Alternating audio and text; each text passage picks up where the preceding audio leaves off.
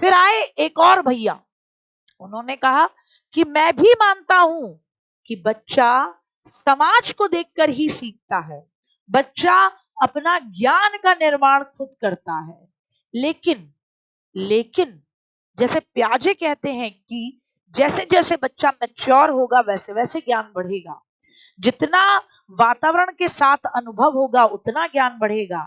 वाइगॉत्स्की भैया कहते हैं कि भैया जितना बालक समाज के साथ अंतः क्रिया करेगा, लोगों से बतियाएगा, उतना ज्ञान बढ़ेगा। तो अगर आप सामाजिक रचनावाद में बिलीव करते हो तो आप वाइगॉत्स्की भैया को सपोर्ट करते हो। तो जितने भी मम्मी पापा वाइगॉत्स्की को सपोर्ट करते हैं वो ये कहते हैं कि बालक को बाहर छोड़ो, जितना लोगों से बतियाएगा उतनी जल्दी सीख जाएगा, जितना लोगों के साथ बच्चों के साथ खेलेगा उतना लॉजिकली जल्दी डेवलप करेगा, ये वाली बात। और बाकी जो प्याजे को डेवलप कर प्याजे से मानते होंगे वो ये कहेंगे कि घर में वातावरण बना दो, बच्चा अपने आप धीरे धीरे सीख जाएगा। तो अंतर समझे। तो वाइगॉत्स्की कहते हैं, उनके सिद्धांत का ही नाम है सामाजिक सांस्कृतिक विकास का सिद्धांत, इनके सिद्धांत का ही नाम है सामाजिक रचनावाद का सिद्धांत, क्योंकि ये मानते हैं कि बच्चे के विकास में, बच्चे के सीखने में समाज का बहुत बड़ा रोल है, संस्कृति का बहुत बड़ा रोल है। तो ये कहते हैं बच्चा समाज से अंतःक्रिया, इंटरैक्शन या पारस्परिकता द्वारा सीखता है, यानी विचारों के आदान प्रदान से सीखता है।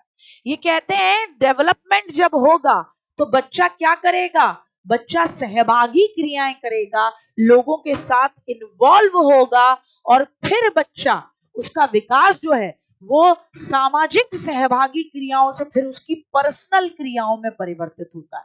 पहले बच्चा समाज से सीखता है, फिर अनुग्रहित क्रियाएं, इंटरनलाइज्ड एक्टिविटीज, अपने विवेक से चीजें करता है। पहले तो जो समाज कर रहा है वही बच्चा कर देगा। इन्होंने कहा समाज और संस्कृति दोनों का बहुत बड़ा रोल। तो इन्होंने कहा अगर एक बच्चा आदिवासियों का है, टीवी देखी नहीं है, तो वो जो सीख रहा है वो क्या सीख रहा है, तीर कमान से।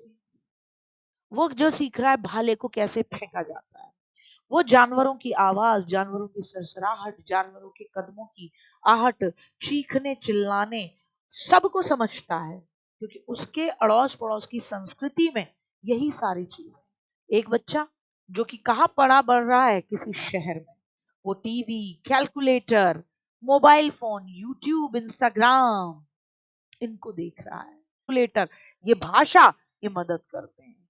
इन्होंने तीन चीजें कही बहुत जबरदस्त। क्या कही, क्या कही, तीन चीजें कही और बहुत जबरदस्त कही। हाँ, झिंगालाला हुर हुर, झिंगालाला आ जाओ।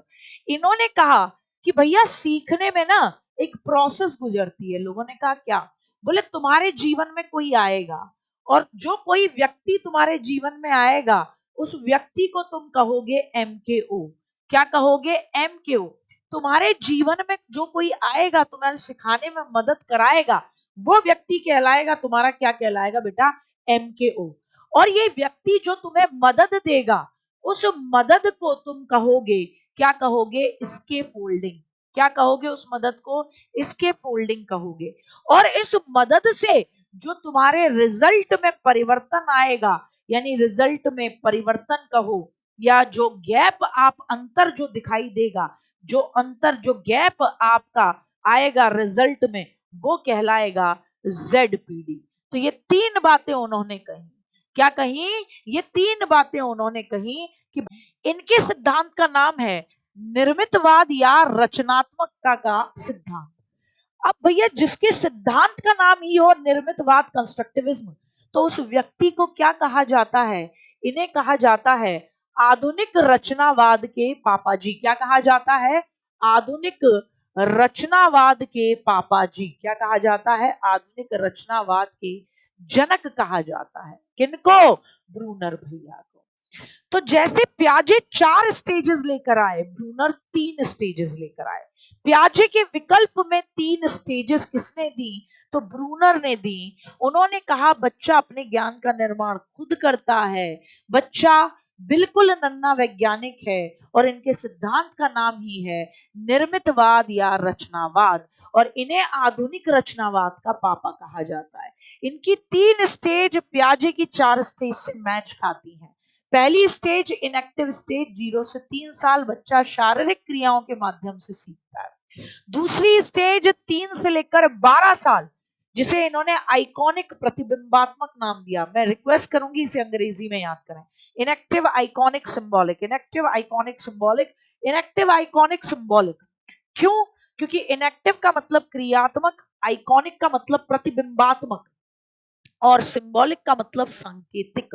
ठीक साहब। तो प्रतिबिंबात्मक 3 से लेकर 12 साल है। तो पियाजे की प्री ऑपरेशनल और कॉन्क्रीट ऑपरेशनल, पूर्व संक्रियात्मक और मूर्त संक्रियात्मक दोनों शामिल हैं किसके अंदर? ब्रूनर की प्रतिबिंबात्मक स्टेज में बच्चा मूर्त चीजों पर चिंतन करेगा। प्रतीकात्मक 12 प्लस की है, अमूर्त चीजों पर चिंतन करेगा पियाजे की फॉर्मल ऑपरेशनल की तरह ये मैच करती है। तो ये 3 स्टेज में 30 चाहिए, बिल्कुल मिलेंगे। ठीक साहब। अगर हमको एमकेओ इसके फोल्डिंग दे तो यहां तक हम विकास की संभावना है वहीं के उसके समीप तक पहुंच जाओगे। अच्छा, टेस्ट क्यों नहीं दिया? कोई बात नहीं बेटा, अगली बार मिल जाएगा। इस बार शायद टीम ने बनाया नहीं होगा मुझे। अगर तुम शुरुआत में आगे, कल मिलेंगे अपनी रेगुलर क्लास में जहां हम आगे नेक्स्ट टॉपिक अपना करेंगे। हमने